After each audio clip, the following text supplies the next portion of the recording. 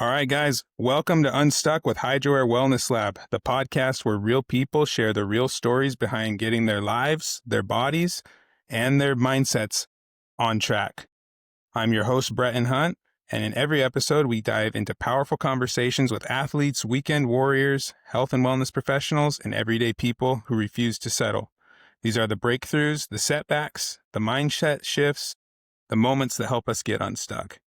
All right, guys, today I'm joined by a good friend of mine, Tate Wright. Tate was in my younger brother's grade growing up, so he was over at our house all the time, and so it's good to be here with Tate. Tate, how you doing today, man? Yeah, man, doing great. Happy to be here. Thanks for having me. Yeah, of course. Thanks for hopping on. This is the first episode of Unstuck, so I'm super excited to have you on. It's been a long time since I've seen you, talked to you. Colin would always just say things like, oh yeah, hey, yeah, Tate's over here, he's doing this. Oh, Tate's getting married, Tate's doing this now. And so I ain't kind of lost track of everything with you, but how you doing, man? How's life? What's life been like since you got home from your mission? Yeah, dude, it's been great. Yeah, so getting married. We have two boys now. I went to college and started doing communications and marketing, kind of a classic bro, you know, course. And it was great for what it was. And I started teaching high school. I started teaching seminary as kind of like a part-time job just to kind of get through school. And that's what I've been doing the last 5 years now, teaching high school. I've been with ninth graders now. It's a freaking party. And Nice. yeah, two little boys keep me busy. We're hoping to have a third some point in the near future, and just kind of started this whole fitness journey and coaching a couple of clients and helping them start their fitness journey too in the last couple of months. So it's kind of a new project, but it's been exciting to have something to look forward to every day. So, That's awesome. So two boys, and how long have you and your wife been married? dude, we're 6.5 years. A half So it was years. 2019. That's Yeah, man. awesome. What about you guys? How long you been married? Yeah, so I'm almost, I'm trying to think here. I'll be 9 years in January. So I got married in 2017, and we've got Dang, three yeah. kids, daughter and a set of twins. So Crazy. yeah, That's dude, crazy, man. life's busy, man, but that's It's awesome, a man. party. So, Yeah, no, it's fun. so I lost track of you. Your family moved to Utah. I think one of your sisters still lives in where we're from, Thatcher. And so Yeah. I see her every now and then, but not very much. And so I was just on Instagram one day. The idea of the podcast had kind of been, I've been thinking about it for a while, and I was just scrolling through reels, just doom scrolling for a little bit, and Yeah. this random reel pops up, Tate Wright, if it's like Tate Fit X or whatever, and so you run in, and I'm like, I know this guy, man. Oh, that's Tate, right? And I had like freaking 1.2 million views at the time. I'm like, Yeah, dude, this guy's yeah. this guy's crazy. And so, um, yeah. So I just wanted to ask you, a couple questions about that. So, like, what got you into exercising? Because when I saw it, I barely recognized you. And I'm not trying to Yeah. take a shot at you at all. I was just like, wow, No, no. Tate has Yeah. changed a ton. Like, what got you into exercising the way that you do? Like, what was kind of your wake up call into doing that? Yeah. No, it's such a good question. And I love your guys' title of the pod because Unstuck is such a good way to portray the journey for people for so long. It's like you try a lot of things and they kind of work and they kind of don't. And then sometime something just kind of clicks and you're unstuck and you're all of a sudden seeing yourself make these massive jumps and massive gains. So I say that because the truth be told, like I've been trying to lose the weight for almost 10 years. So I graduated high school in 2016. Heavy. I mean, you remember we were O line together. I mean, you Yeah. were a few grades up, but like I was on the O line, you were on the O line, and like I went on the mission right around 235, but a soft 235. Like I'm 6'2", so 230 doesn't sound like such a bad weight, but I was a soft, squishy, weight, and so I tried to lose the weight, and I ended up losing about 50 pounds. I got down to about 180, 185 pounds, which was good. But the truth is, like, I lost it in such a wrong way. I was doing a lot of cardio. I was watching what I was eating, but not counting calories, not worrying about protein, no lifting, right? It was just moving and sweating. Mhm. And I lost, like I said, I lost a lot of weight. I was skinny. I looked good with clothes on, but still did not feel confident in my body at all. And got married and was still playing sports. I was doing CrossFit at the time, running a little bit. And this was right around COVID time that, gyms closed Mhm. and I decided I was going to run a marathon just because I knew that was a bucket list thing. I always wanted to try to run a marathon. And so I was like, okay, well, if I can't go to the gym, this is what I'll do. And so I started running more, which just kind of made the problem worse, honestly, because I didn't have a lot of muscle in the first place. I was the skinny fat look, right? Hmm. And so with paired with running, I just kind of lost even more muscle. And so then I ended up running the marathon and it was great. It was fine. It was a big accomplishment. But then after that, we moved. And so I left my gym, graduated college, didn't really have a gym for probably over a year, and just started gaining weight slowly. It wasn't like a quick 50 pounds, but it was like slowly but surely I worked my way all the way back from 180 back to 230 again over the Man. course of probably like 3 or 4 years. And so it was 1 year ago now that it was December of 24 that I just remember, it was a regular day like today, just a Tuesday. I was looking in the mirror and I remember like seeing more of a double chin than I felt like I had recognized before. And I went to my wife and was like, I have a double chin. Like, I know I do. Don't tell me I don't. Like, I can Hmm. see it when I look in the mirror. And she's like, no, you're growing up, you're getting bigger. It's what men do. And I'm like, I'd hear that. Yeah, yeah, for sure. Like men move from a large to an extra large and from an extra large to an extra extra large. It's just part of growing up. That's what I would tell myself. But I was looking in the mirror and I was like I think I've gained some weight. And I was going to plasma. I donated plasma twice a week for my whole marriage, basically, almost seven Hmm. years now. And they take your weight. And I weighed myself there and I was 230. And I was like, holy crap, I am back to where I was 6 years ago when I first started to lose weight in the first place. And so it was then that I was like, you know what, I want to do something about this. I want to feel how I guess I want to look on the outside how I feel on the inside. What's crazy is even at 230 pounds, I was decently active. I Hmm. was able to run and play sports. And I remember at my heaviest, I was into the whole weighted vest trend. And I was running with a weighted vest that was 30 pounds. And Hmm. I ran an 8.5 minute mile with 30 pounds on me at 230 pounds. And I was Wow. like, this is a decent feat for a big guy, And so I was kind of like feeling good about myself there, but I just never felt like I looked remotely athletic, Hmm. remotely like I worked out, remotely muscular, any of it. And so I was just kind of scrolling through YouTube, on a drive one day going to work or wherever I was going. And a Jeff Nippard video came up about cutting, counting calories and eating in a deficit.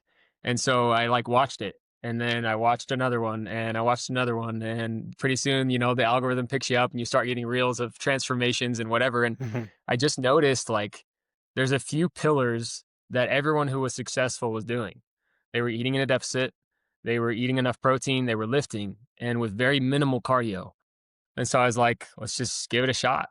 And so again, this was December of last year.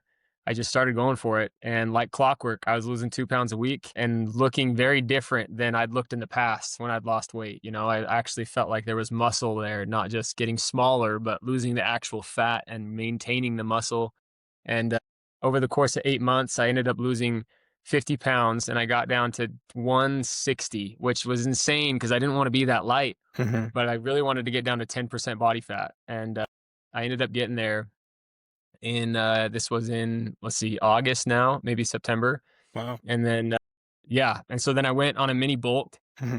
until where we're at now. And then I just started another cut a couple weeks ago to try to trim off some more fat in preparation for the end of the year. So it's been a long time coming, honestly, but doing it right has been about a year now. And so I could probably pack the last 9 years of progress into this 1 year of doing it right when I was finally unstuck, right? To borrow your Hmm. guys' thing. And that's when it finally clicked. So that's been the story, man. Dude, that's awesome. I mean, I think a lot of people can resonate with that, going through the ups and downs of losing weight, gaining it back, trying to Yeah. lose it again. And then, like you said, like just looking in the mirror and just not being happy, right? I mean, Yeah. I've dealt with 100%. that. Like I laughed when you said I went to my wife. I was like, "Don't tell me that I'm not this. I know I am." And your wife just Yeah. being nice, and she's like, "No, no, no, Yeah. right?" Yeah. Because I do the same thing with my wife. Like, "Don't tell me that. Like, I know that I am. You can tell me. Just tell me." Oh Yeah. no, no, it's fine. You're okay. They're just being nice. 100%. But 100%, man. that's awesome, dude. Like, congrats on that. Like, again, like I found you and I was like, wow, like this is impressive. Like, it's motivating for sure. I mean, I've been on something like that, just like kind of up and down, and seeing your stuff, I was like, okay, you know what? Like, I can do this, right? Like, it's all right. Yeah, Like, and it's gonna be hard, and but it's gonna be all right. 100%. So speaking of like hard, like, so the day that you decided, like, you found the cutting video, you said, Yeah, yeah, and that's not easy, right? Cutting calories like yeah, that, especially after you have years of eating a certain way. Like you said, 9 years you've been kind of like losing weight. We just weren't yeah. really happy with the way you were looking. So Right, right. what did that look like as far as like the first week of doing that? Like, what were there times where you're just like, man, what am I doing? Is this really going to work Yeah. for me? Questioning it. Like, how did you push through those times? Yeah, no, they're such great questions, man. Because yeah, the truth is, I think it's so tricky because dieting and weight loss and just eating in general is an emotional experience. We eat when we're celebrating and we eat when we're depressed. It's like when we're super happy or super sad, there's food involved, and it's how we cope. It's how we celebrate, how we say good job, how we give congratulations, and so it's such an emotional experience that for you to take a step back and try to make it mathematical, you have to remove the emotions a little bit. And you have to tell yourself, like, it's okay. I've let myself go. I got to be honest with myself about how many calories I'm really eating and how many calories I really need to eat. And for so long, we get so emotional about it and we say, counting calories is restrictive or it'll lead to an eating disorder. And it totally can. If you go too far, it for sure can take it can take a toll on your mental health. But yeah, that first week I was like, you know what? I'm just going to be as real with myself as I can. And let's just figure out how much I'm actually eating and how much I really need to eat to just live. And I found this massive discrepancy between what I thought I was eating and what I was actually eating. And then again, like what I actually needed to survive. And so I was just eating way too much food. Like the truth is I started tracking it closely and I realized it doesn't have to be this crazy emotional thing. I can just make it an equation where day in and day out, I'm hitting this number, I'm seeing these results, and I'm sticking to my system, regardless of whether I feel like it or not, regardless of those emotions, right? Mm-hmm. And so, yeah, that first week, it was just a lot of trust. It was just a lot of telling myself, like, all right, enough people have seen success with this formula. I'm going to take my emotions out of it and I'm just going to run with this formula and see what happens. And it was like 2 weeks in when I was like, this works. Like I'm seeing it happen and it's Mm-hmm. slow. It's not like it's, 20 pounds like that. It's 2 pounds a week, but it works. And the equation was working exactly as it should that I was like, all right, I can stick this out another week and another week and another week. Right. And you just keep going. That's awesome. So what have you learned about yourself doing that then? Like, pushing through those hard times. Like, what have you learned? What would you tell, you know, 9 years ago Tate, or even high school Tate? Like, what would you tell him? Yeah, man. Such a good question, man. I think for one, don't be afraid of the truth, even when it kind of hurts, right? And maybe that's the truth we need the most is the truth that pierces your soul just a little bit, and pushes you to the ground and makes you come to terms with reality. And the truth is, if you want to be successful on a fitness journey, you have to look at yourself in the mirror and you have to be totally accountable with no one has done this to me. I did this to myself and I can get myself out of it. And it's actually a great thing that I'm in charge of this rather than my genetics, rather than the circumstances that I'm in, rather than that I'm too busy, rather than I have some sort of, internal dysfunction that I can't control. Because if I did it, I can change it. Right. And so when it comes to what I would tell myself is be accountable and it's going to hurt, but it's actually a great thing because it means you can change it. No one else is coming to save you. No one else put you here. And that might hurt, but it's also something you should be excited about because it's not your genetics, it's not your circumstances, it's not that you're too busy, it's not that you haven't found the perfect program yet. It's just that you haven't given it a real fair, honest effort. And as soon as you do, you're a smart guy. You'll figure it out and you'll see that it works. And so, yeah, that's what I'd say to myself then and to anybody else now who's trying to hack it. I love that. Like, don't be afraid of the truth. I mean, that's something that I feel like I've struggled with for a long time, is just trying to make excuses for myself, right? Oh, well, it's happened because of this and it's okay. And not just with weight stuff, but just in business and life. And Yeah. and just different things. And just a couple of weeks ago, I was looking just at myself in the mirror, and then I was laying in bed at night, and I'm like, you know what? Screw that. Like, you're in Yeah. charge, right? Like, you put yourself, like you said, you put yourself here. You chose this. You did this. You did that. So 100%. what are you going to do about it? How are you going to fix it? Right? It's up Yeah. to you. No, like you said, no one's coming to save you. No one's going to come lose the weight for you. No one's going to come do anything for you. You have to look yourself in the mirror and say, what am I going to do to change? Yeah. And that's a hard reality to come to sometimes. But like you said, Yeah. that pain and that hurt kind of is what can propel you forward if you'll allow it to. Yeah. Yeah. 100%. So, Man. so Totally agree. So I watched one of your reels today, and you were talking about, hey, you got to get past looking at the numbers on the scale, right? Like, Yeah. that's not what you should be focused on. Like, you should be focusing more on body fat percentage. Yeah. So what does tracking progress look like to you? Do you still look at your weight and kind of take that into account, or is it mainly just, hey, it's what I'm eating, it's the total calories I'm eating, and the body weight? Like, what does Yeah. tracking progress look like to you? It's a great question. In an ideal world, we could just get rid of the scale and we could just look in the mirror. It's the best. I shouldn't say the best. It's one of the metrics that are helpful in determining progress. So I'd say looking in the mirror, and you by with that, I also say you should be taking pictures every week so you can compare yourself from week to week, because you won't notice, right? If from 3 weeks ago to today, you might look in the mirror and think you look the exact same, but then you look at a picture and you're like, whoa, actually, like I can see a little more definition in my shoulders. I could see my two abs coming in a little bit more, or I could see a little less around my midsection or whatever. Mhm. And so taking pictures slash looking in the mirror, the weight on the scale, and then I would say your performance in the gym. And so if you're keeping, if you're maintaining or getting better in strength and you're looking different in your pictures and the weight on the scale is going down, then you're headed in the right direction. You're maintaining or maybe even building muscle because your strength is up. You're doing it right because in the mirror you're seeing more definition. So you're getting smaller, but you're actually kind of looking bigger because what you're losing is fat. And then on the scale, as everyone knows, right, it's going down, which is what your main goal was in the first place. So Mhm. the scale has its place for sure. I just think that it's an incomplete way of tracking progress. And when we just look at the scale, it's 100% possible. In fact, I'd say it's more common than not that people get to the end of their goal, which was a number on the scale, and they're disappointed because they don't look like they hoped they would look like. They look smaller without a shirt or with a shirt on, but the Mhm. moment that shirt comes off, it's still back to the same rat race of I hate how I look. I hate how I look. I like that because we have a piece of equipment in our facility. It's a scanner. It's the Fit 3D body scanner.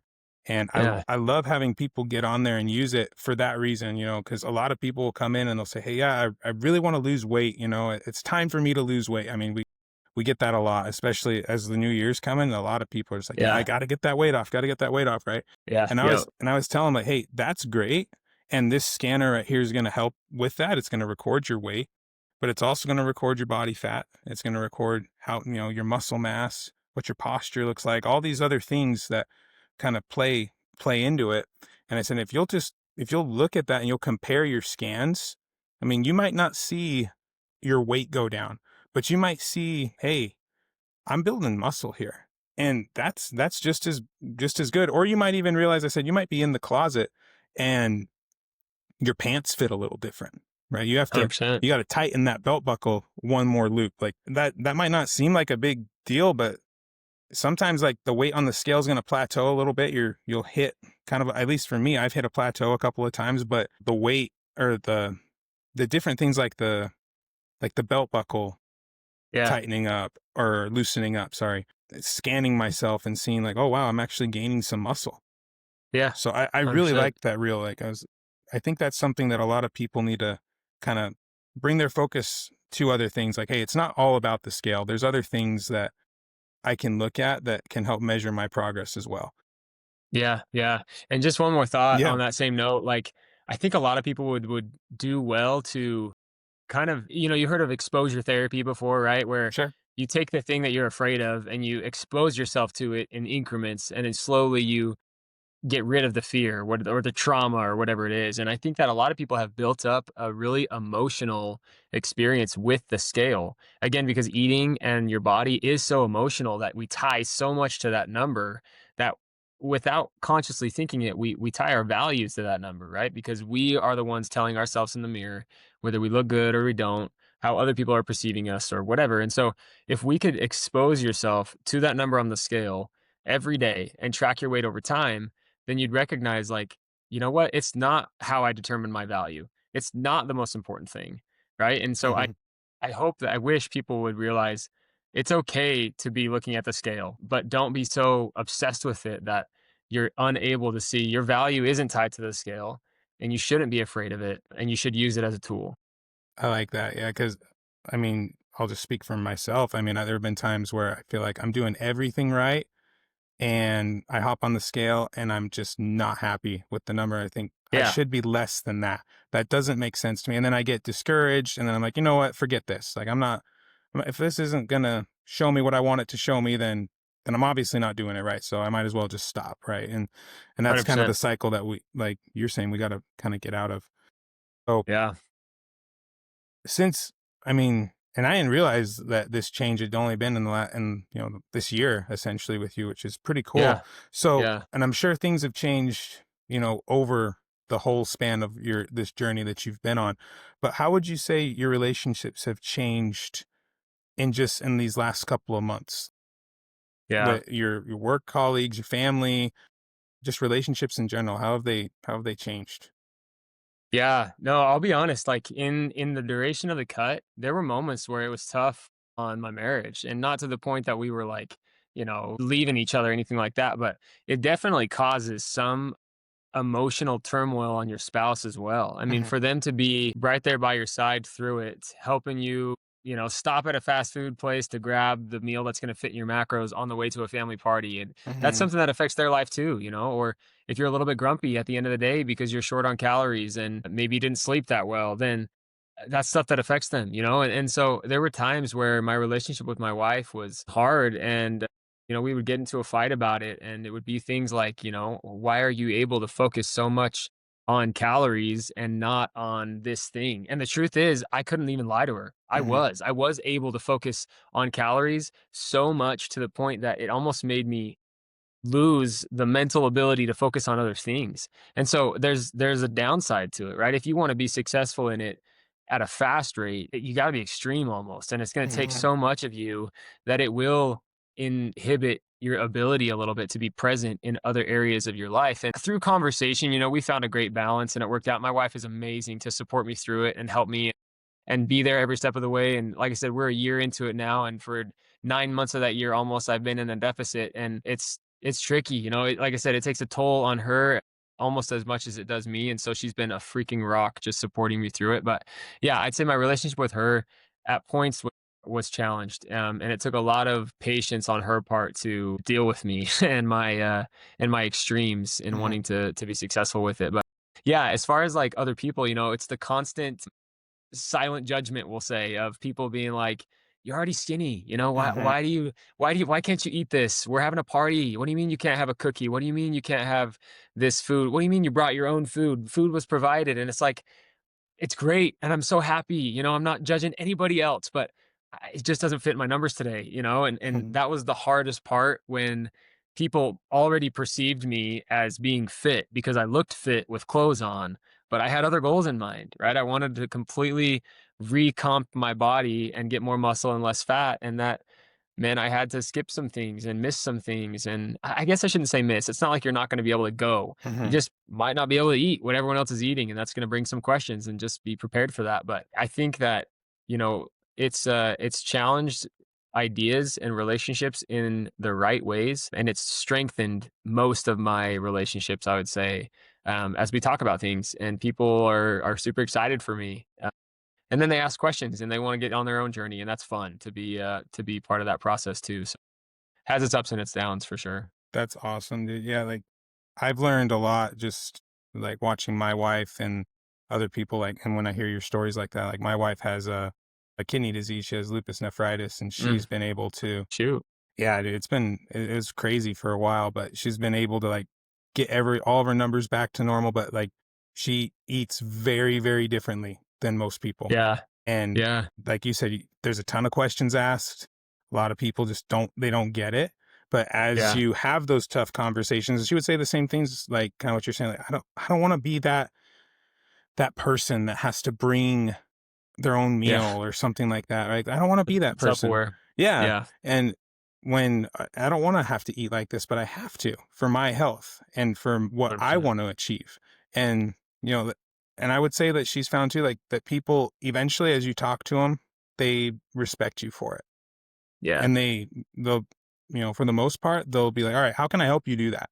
Right? Yeah. For the first couple of times, like, it was just like, "Well, sucks to be you," good luck. Yeah. And now it's, you know, people say, "Oh, hey, Savannah, what can you have?"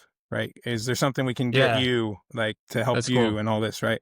So that's awesome. And I think having a good circle of people around you, like, they might not Yeah. understand right away, but having those tough conversations with people, eventually, I believe you'll gain more respect for it. And then, like you said, Yeah. they'll ask more questions, and then they'll start their own journey, however they want to Yeah. start it. And their journey might look different than yours or mine, Yeah. and that's okay, right? But a journey for everyone's their journey, right? And if you can be a part of it and help them along, then that's awesome. Yeah. Yeah. 100%, man. So true. So I don't know if you know a lot about kind of like what we have at our facility. We do a lot of it's a lot of more recovery things. We have a lot of Yeah. low impact things, like we have some treadmills, water treadmills, anti-gravity treadmills, but a lot of it is recovery based, cryotherapy, red light therapy, compression therapy. So on more of like a recovery basis, because you're exercising a lot, you're running, you're doing all this stuff. What does recovery look like to you, and how has that played a role in you achieving what you're achieving right now?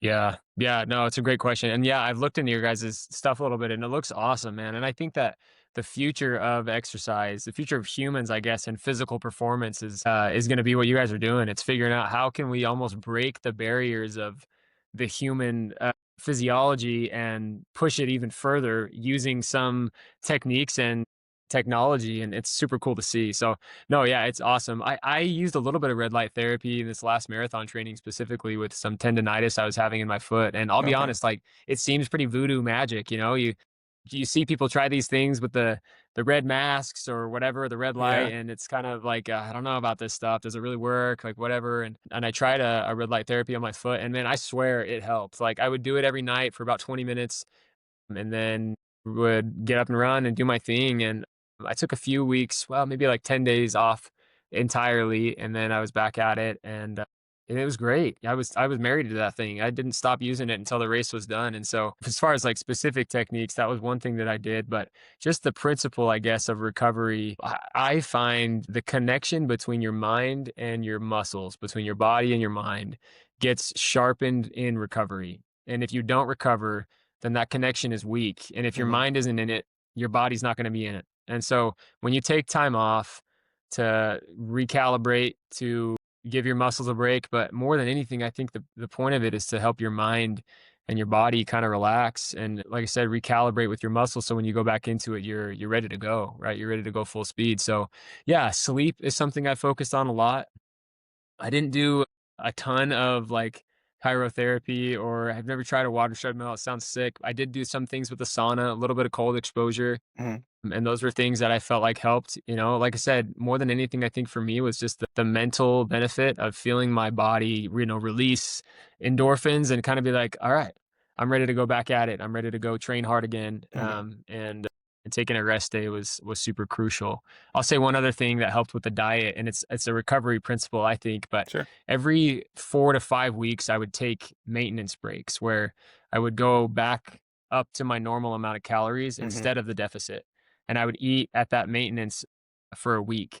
And that was such an important recovery for me to be able to stick it out for as long as I did. Sure. Eating on a diet, quote unquote, for 8 months would be tough on anyone, Hmm. mentally and physically. But to be able to say, I can stick it out 4 weeks and then I'll take a break, or I can stick it out 5 weeks and then I'll take a week off, right? And it's not a week totally off. You're eating at maintenance, so you're not stepping forward or stepping back. But that recovery, I 100% attribute so much of my consistency for the duration of the cut to that, to being able to take a week off and get my mind and my body right, relax, recover, and then go back into it.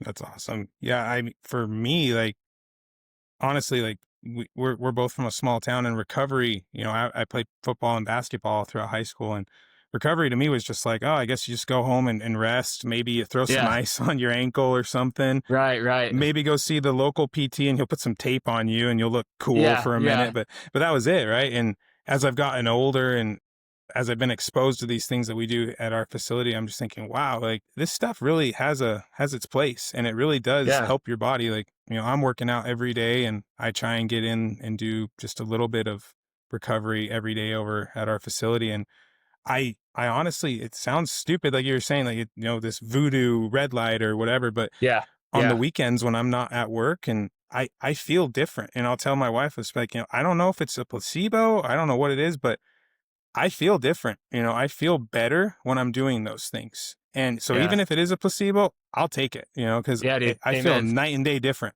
Right. So, but Yeah, I think in order for all of us to achieve our optimal performance in life in general, you've got to give your body the necessary tools to recover. You've got to yeah, take the time to breathe a little bit. You've got to just take the time to relax. And so I think, and it's become a staple for me, is like I have to recover. However yeah, that looks for anybody, but you take some time to recover every day. yeah, yeah. Amen to that, man. 100%. So, how do you see this plan that or this path that you're on evolving? Like, what is the end goal for you as far as like your physique, your body, like this wellness journey that you're on? What's the end goal for you? Yeah, no, it's a good question. And to be honest, I feel like the goalposts move every month. Hmm. When I started out, it's completely arbitrary. Like there's no real benefit to the number I'm about to throw at you. But when I started, I was like, I would love to be around 190 pounds, maybe 200 pounds, Hmm. but lean, right? As they say, like somewhere between 10 and 15% body fat. Whereas when I started, I was 210 pounds, but I was close to 40% body fat. And so it was like, that's a major recomp. And so Sure. the end goal for me was like that number, right? It was getting to a point when I was right around like 190, 200, and somewhere between 10 and 15% body fat. I don't know. It was just looks, it Hmm. was just aesthetics. I just thought that looked good. And I don't think that that is totally wrong to want to look a certain way, especially because it was just for me. It's not like I really wanted anybody to look at me or to get praise or any of that. It's just I wanted to, be a certain way. I wanted to look and feel a certain way. And so that was the end goal for a long time. And to be honest, I think it still kind of is. It's somewhere in there, but I've kind of stopped worrying so much about the number and just more about I know I want to put on more muscle and I want to spend the rest of my 20s putting on muscle mass. And then I'd love to spend my 30s maintaining that muscle and doing endurance things. Running more races, doing things like Ironmans.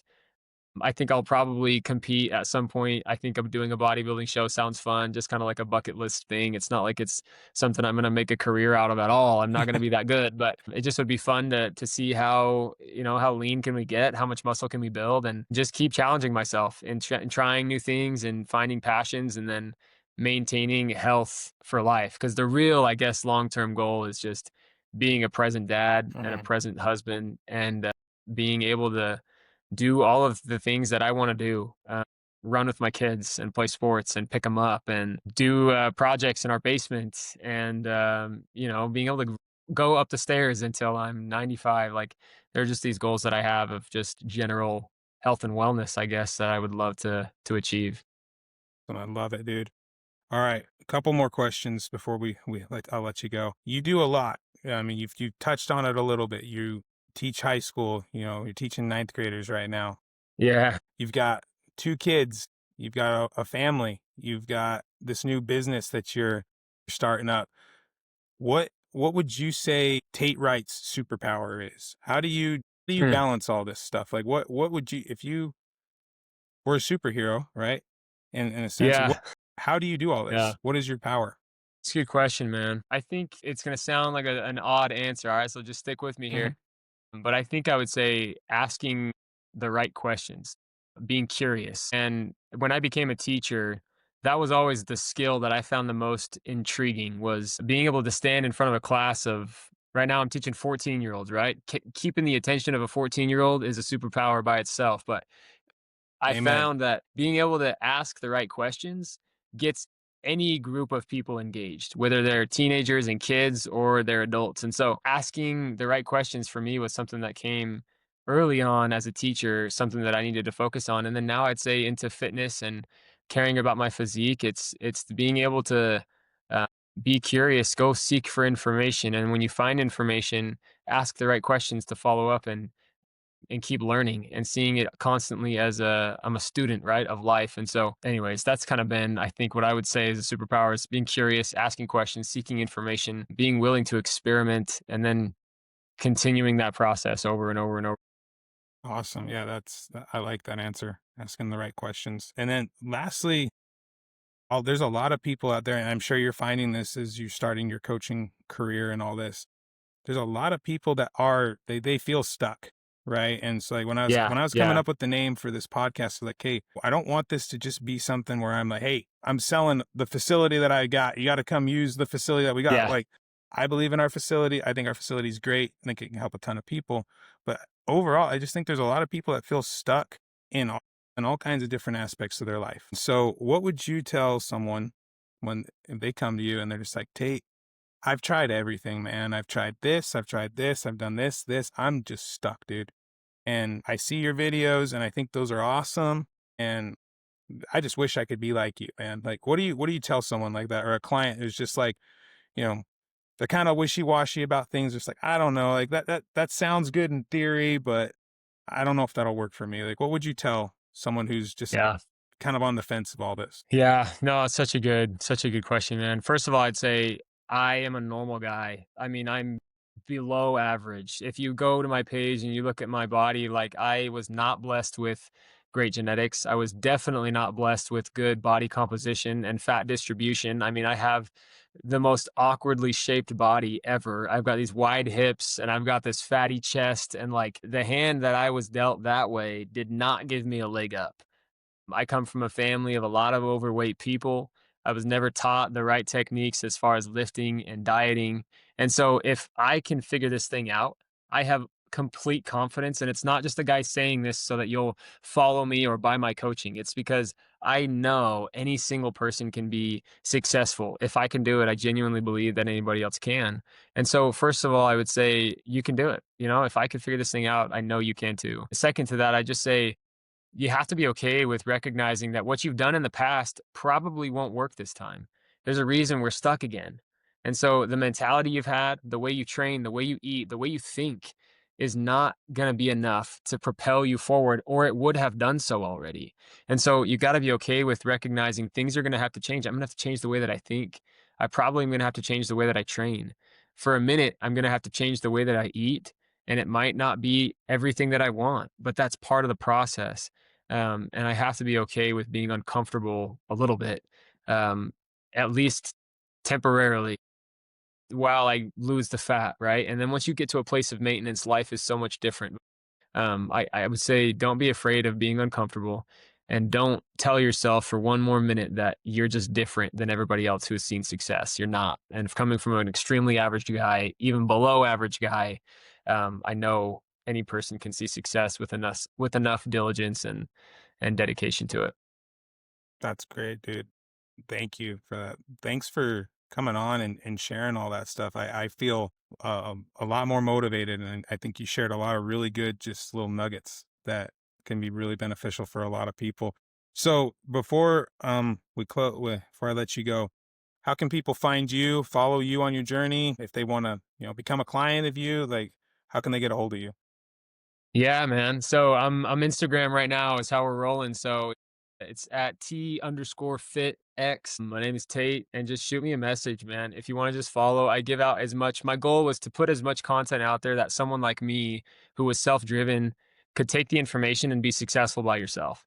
And so even if you aren't considering coaching, I put enough out there that I really believe any person who's a total beginner could be successful with it. And so yeah, content's there, T_fit_X. And then if you are interested in having a conversation, I would love to just answer some questions, help you get started. And if you do need someone to be there, do the numbers for you and help you up with every step of the way, then yeah, 100% shoot me a message and we can get you going as a client. So Hey, thank you. Thanks again for coming on. Yeah, man, for sure. So Thanks for having me. yeah, of course. So, guys, if this episode resonated with you, feel free to subscribe so you don't miss another episode. We'll be dropping these about every 2 weeks. Or even better, if you just know someone that's stuck right now and do you feel like this could help, share it. Share the show. We'd love for you to share that. And more importantly, guys, in Arizona, if you're local or if you come and visit, the doors of Hydro Air Wellness Lab are always open. Feel free to come in, check us out. If you have questions, we're more than willing to help you out. But thanks for joining us today. I'm Bretton Hunt with Tate Wright, and this was Unstuck. And remember, progress starts with one step, and we'll see you next time. All right, dude. Hey, thank you. That was fun. I really enjoyed that. Yeah, man. 100%. Thanks for having me. That really was, dude, you're a pro, dude. You didn't look nervous or nothing. You look good, man. Thanks, man. I Fits you. realized I don't know if you noticed, I was like moving like this way and moving over here. The sun was just Was the sun hitting you? yeah, Yeah, it no, just I hit me saw pretty the, good. saw the. But yeah, I was like, all right, well, I learned for next time. We're gonna have to move something or have a little block or something there. There you go. No, it was fun, man. That was good. Thanks for having me, bro. Yeah, hey, awesome. Hey, thanks, man. Hey, if you're in Arizona, need something, shoot me a text, shoot me a Yeah, message, 100%. and we'll stay in touch, man. But it was good catching For up with sure, you. dude. Hey, and yeah, when the episode's out, let me know. I'd love to share it on the page and whatever, and yeah, give you guys a Yeah, shout out and everything. thank you. Appreciate that. Yeah. So I should probably tell you this. Yeah, the plan right now is to start dropping them in January. So I'll have like an introductory one, just kind of introducing the podcast and what it's going to entail, and then you're one of the first ones that recorded, so I'll drop you, and then another girl that I'm recording today. Nice. I'll probably drop you, and then her, and then some other ones. But it'll probably be about every 2 weeks, right, to start off. Sweet, man. But yeah, I'll let you know, and then I'll send you an email with the file and everything, so you can do with it whatever you want. Cool, bro. Awesome, man. That sounds good. Hey, thanks, Tate. Appreciate you, man. Appreciate it, man. Take it All right. easy. Yeah, peace out.